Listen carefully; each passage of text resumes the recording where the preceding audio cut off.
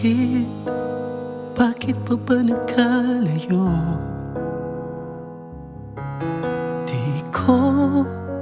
Di ko gustong mangyari to.